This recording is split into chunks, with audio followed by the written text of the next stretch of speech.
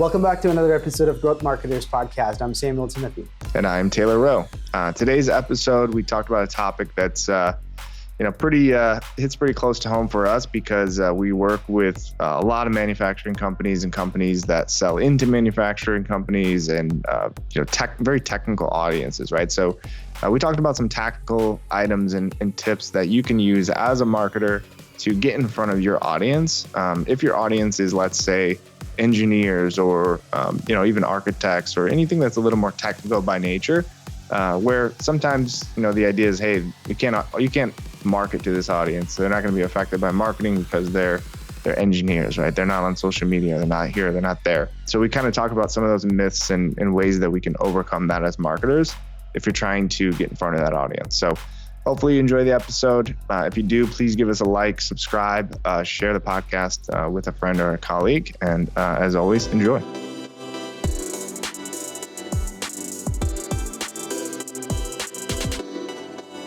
Hey, Taylor. So we deal with a lot of industrial manufacturing companies, and there's a ton of engineers out there. And a common concern that marketers, especially in these organizations, have is, well, we deal with technical engineers who work in these organizations. They're very much information driven.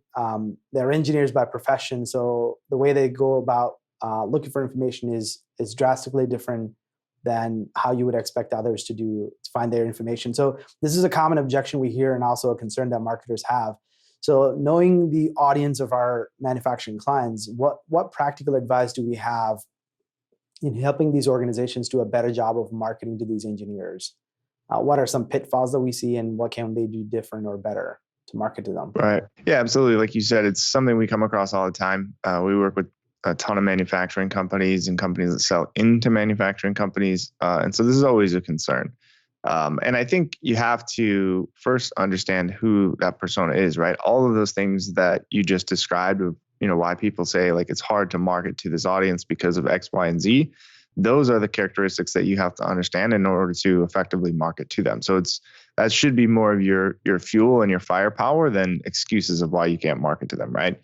They're very smart. They're analytical. They're not emotional decision makers. So they're not going to be persuaded by, clickbait titles and kind of hacky marketing, strategies, if you will.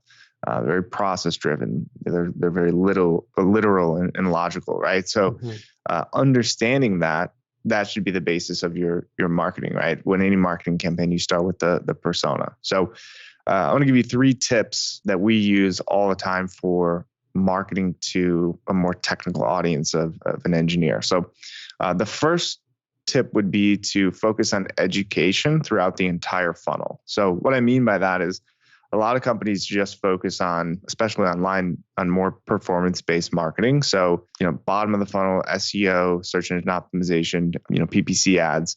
And those type of things might be more difficult for this type of audience, right? Because if we go back to what we just talked about, engineers by no pun intended, but by design, right? Their minds are made to create solutions for problems. That's what they're always doing. They're seeking answers. They're very used to doing research, figuring things out on their own. So if I'm a marketer and I'm trying to sell my product, let's say I have a software, I have a machine, I have a service that I sell into engineers, into manufacturing companies, I need to understand what's going to be the most effective and efficient way to get in front of them. Well, maybe they're not searching for my services because they think they can solve it on their own. Well, if they're trying to solve it on their own, then that means they're online doing research. They're reading industry publications. They're on YouTube watching videos. They're looking at and downloading guides and technical guides, infographics. They're using online, tools and calculators, all these kind of things to do research to try to figure it out. So if I'm trying to get in front of that audience, then I need to either piggyback on someone else who is like a publication who is captured that audience, and I need to advertise with them, partner with them, sponsor with them to get in front of them, or I need to be the one educating them. So I need to create content throughout the entire funnel, focus more on top of the funnel, middle of the funnel type, research related content, because that's what my audience is doing, right? They're doing research because they're trying to solve this problem on their own, or maybe they don't even know there is a problem, but they're focusing on continuous improvement in education because that's what they do as engineers, right? So understanding that persona means that you can now educate through the entire funnel. So that's kind of that first step that I would focus on. The second step is making sure, it's kind of in line with the first step, is making sure that you align the content and the format of the content with the type of, I guess, message you're trying to get across and with who our audience is, right? So if we're creating content throughout the funnel, yes, engineers are very, used to reading tons of very technical, long, heavy, saturated content.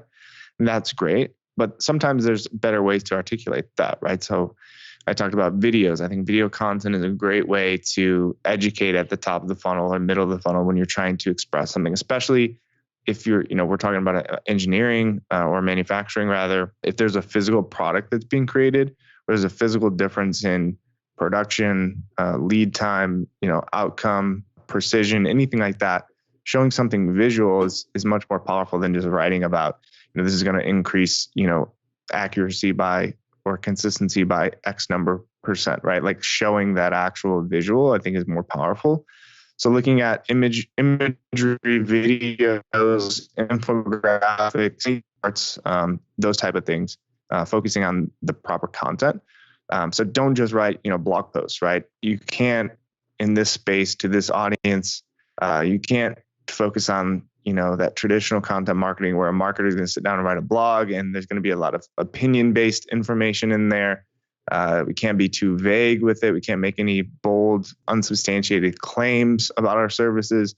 It needs to be very technical, to the point, draw a straight line between using your product or service and some sort of a tangible business outcome. I don't want to say like, okay, all, engineers are going to buy the book, rule followers, those kind of things, but they're very process driven, right? And so what we found is like, you have to give that engineer, whether they're the decision maker or whether they're just an influencer, maybe they're going to be the end user. Because a lot of times, again, if you're selling into a technical audience, there's kind of a supply chain within that organization, right? Or a hierarchy within that organization, where you might be trying to market to the user of the software, the user of the machine, and you need to market to them differently than you're going to market to the owner of the company or the CEO, whoever that may be. So you need to empower those people that are not decision makers, but they're influencers with the information that they can then go plead their case internally, right? Pitch that case to their boss. So understand that when you're creating this marketing, that you're not just marketing to one person, you're marketing to this organization. And within the organization, different people have different goals and objectives, right? Especially if it's a larger organization where you have like a CEO, you have a CFO, and then you have the engineers, and then you have more, all these kind of different people, right? So that CFO, we know what they care about, right? We know what the CEO or the owner cares about, and we know what the actual worker or the engineer cares about. So it's like they're all focused on the same thing in terms of, hey, we want to help our business flourish and grow and be more profitable, be more efficient.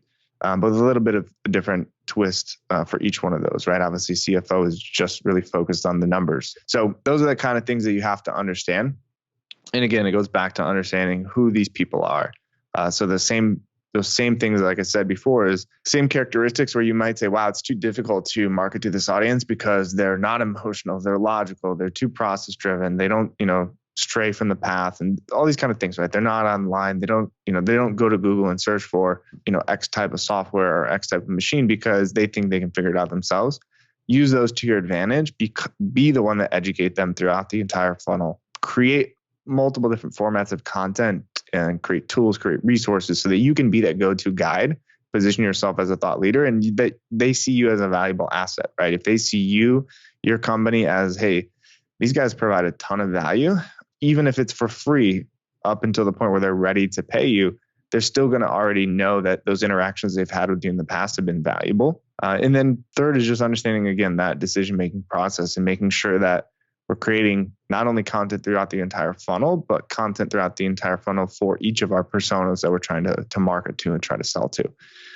So those are the type of things I would say. One other piece on that content creation, because of the audience, and probably all across the board, I would suggest this, but I would pretty much ungate every piece of content, right? Because if you're trying to educate at the top of the funnel to an audience that's trying to figure things out by themselves, I wouldn't put an ebook or a training video or a infographic behind a gated, form, right? I would give that for free, open that funnel as wide as possible, and just focus on education and value.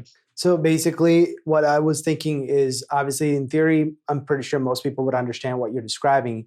can we give some practical examples of maybe a couple of companies that are probably doing this really well? Or even if we're not giving example of a company, but maybe just ways that they're actually doing it, right? So I don't know. So if we are talking about reaching these engineers who are researchers, like you said, they're linear, they're thinking very, methodically, and they're not very much driven by emotions, and they're, you can't influence their decision-making process by, speeding up the sales process and none of that, right? So what are some ways that maybe some practical examples of kind of topics maybe that they could be creating at every stage of the funnel? And like you described, maybe some tools and techniques, right? Like ROI calculator, things like that. Where would that fall into that journey?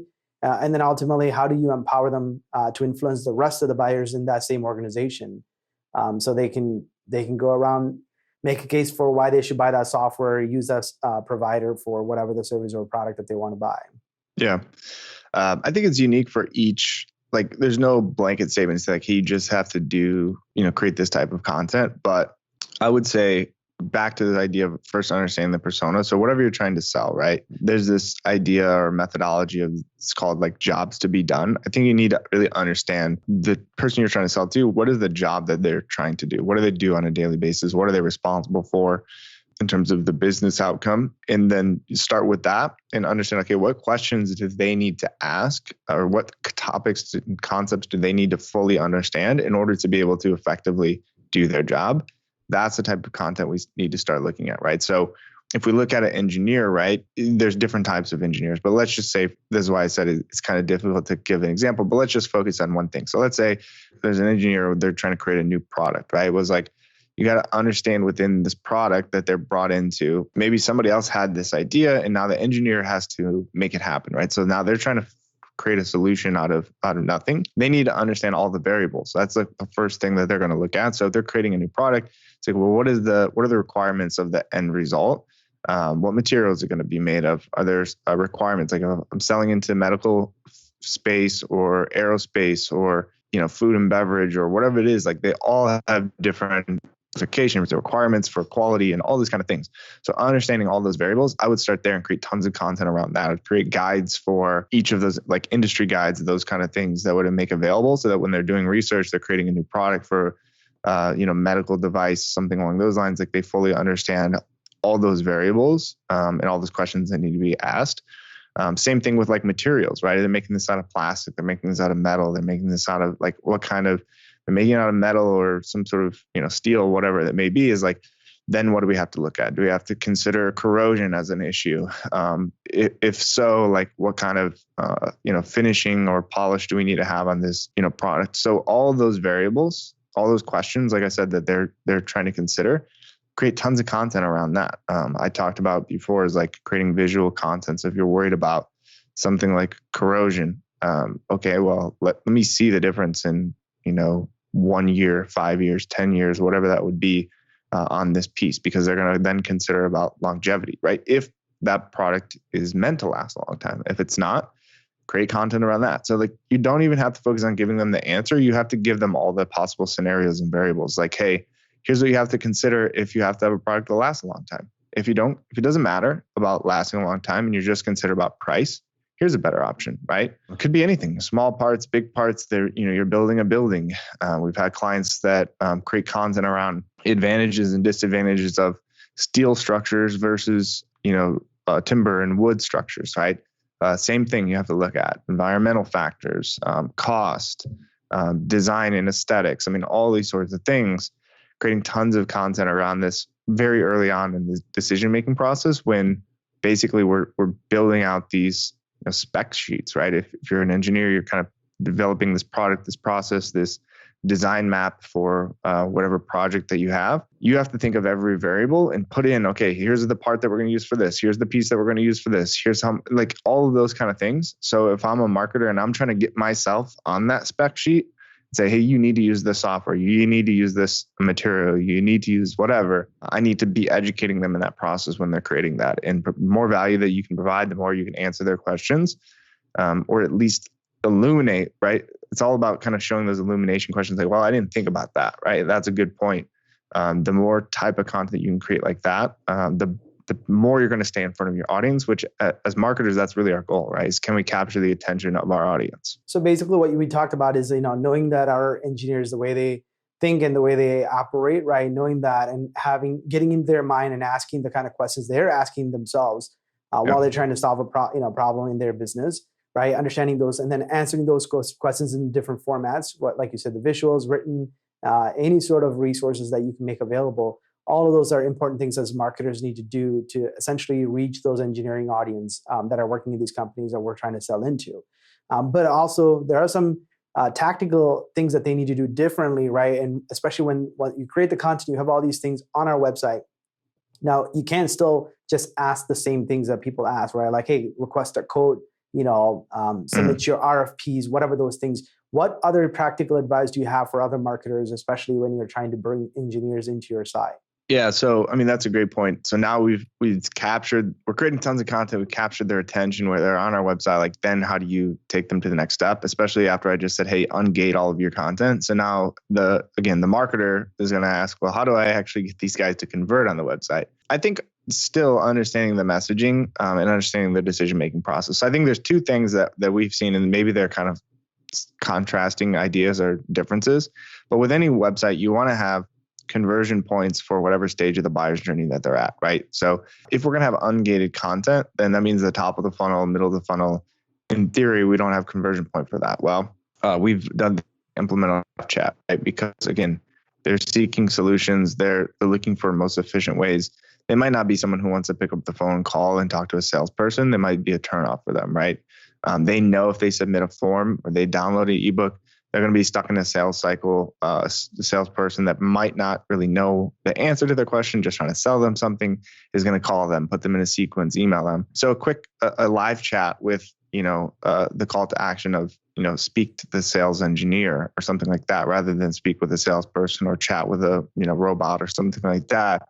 Just changing the call to action of like, hey, speak with a sales engineer or a sales consultant. At the same time, and when I say it might be a start contract, we've seen a lot of companies have good success with like a tool that's built into their form. So like uploading a file or a spec sheet or something like that so that they can request a quote, even if it doesn't spit back a quote in like real time or anything like that. But we've seen some pretty advanced quote calculators and CAD file uploads and all those kind of things that I would still err on the side of make it as easy as possible for them to convert. But as an engineer, if you feel like, hey, I can put in a few data points and a few entries here and skip all this back and forth between sales reps and just get a quote relatively quickly, sometimes a couple extra steps in that form can be effective as well. So I would have like both of those extremes. Like you just have a quick question, have a live chat with an actual sales consultant or engineer, not just a lower level salesperson, right? Someone who can actually add value to them, all the way to then, okay, if they're ready to request a quote, I want to make this as simple as possible. It's like, hey, if you've done all your homework and research, we can get you a quote in 24 hours or 48 hours or whatever it is. So again, just making sure that we're aligned with the way that these audience likes to make decisions. Yeah, I mean, essentially, we don't want to turn them off by saying request a quote. If an engineer is researching, they're coming onto your site, they found the specific process that you use to, like you said, maybe quote a material or whatever the case might be, then the next natural question might be, hey, I want to talk to an engineer. So give them a call to action that's more likely to be enticing to that engineer to get them to convert, and not, hey, request a quote, because it's too premature for them to even think about having a conversation around pricing. They just want to verify what they just learned on your site is exactly what they need to do, and ask that question to an engineer, get the confirmation, and then say, hey, maybe it's time that I probably do consider doing a project with you, getting quotes and numbers. One other thing that I thought about is obviously, I mean, when you talk about any sort of mechanical products or anything that you're manufacturing and selling, there's possibility of showing pre-made objects that could be, let's say it's more like a product configurator or something like that, where engineers can play around with it, see how in different environments something might react to something, or different use cases, and actually having interaction, right? Interactive tools like that on a website. Some sort of a tool, that actually makes them keep coming back and use that tool, and then maybe able to have the option to say, save this, whatever product, that you just configured, email it to yourself or email it to your colleague, or save it. By doing so, you can essentially generate a lead, but also give a lot of value in that process other than just saying, hey, download a white paper, which we all know, we're afraid when we submit that form, how many more emails are we going to be getting, or am I going to get a sales call? Right. Yeah. Create real valuable tools, I think, is always going to be a good idea for this type of audience, because they're, like you said, they're going to tinker around, they're going to play with it. And if it in any way helps you sell your solution, right? If you're selling a piece of equipment, and I don't know that this would be the best idea, but just thinking of something like that is like, you're trying to sell a piece of equipment, you need to look at like how that equipment's going to fit into your existing layout, right? Like what's an ideal layout? What's the assembly line going to look like? All those kind of things. I think there's tools, like you said, to configure all of that would be great for that type of audience. Yeah, and they would really enjoy it too, because if you can tell them like, hey, you need to have this much square footage, this is how you can structure it, and how the optimal layout for the floor plan. All of those things are tools that actually helps them decide for themselves if that tool is the right, that machine or whatever equipment they're buying is the right thing. So we touched on a lot of things. I mean, we talked about just the mindset of the engineers, how they go about consuming content, how they educate themselves. We talked about how do we meet that demand or that need that they have by creating the type of content that's going to answer their questions that they're asking Google or asking their colleagues, asking others in the market, right? And essentially creating all sorts of content to make it conducive for them to consume that content. Then we talked about how do we leverage call to actions that are much more relevant and contextual to the research that they're doing to make them want to talk to a sales engineer, as opposed to leading with things that may or may not be very appropriate for that stage in their buying process. And talk to our audience a little bit about what additional things that we could do in terms of amplifying. You're spending all this time creating all this stuff. How do we amplify now to make sure that we're getting more eyeballs to see some of these things that we're creating? Yeah. I think understanding what channels your audience is going to be in, we talk about associations, those kind of things. If we're spending effort to create content, we're spending effort to create tools and calculators and all these kind of things, I would look at any sponsorship or partnership opportunities to amplify that content across those type of platforms. And then I would look at other paid initiatives. So, social media, I mean, again, just because, hey, this is our audience, this is what they do for a living, doesn't mean they're not on, LinkedIn or not on Facebook or not on Instagram. YouTube, obviously, is a huge, second largest search engine in the world. So if you're talking about someone who's going to consistently look for answers and look for solutions to their problem, YouTube is a natural channel for you to start advertising in, right? Based on their behavior, based on job titles, or all those kind of things that, someone might be looking for. I would leverage those type of channels to just put some money and put some promotion behind the content that they're creating. Awesome. Well, we've given some really actionable insights today. Hopefully our engineering marketers that are marketing to our engineers can do a better job next time when they are working on some marketing initiatives. Absolutely. Thanks for joining.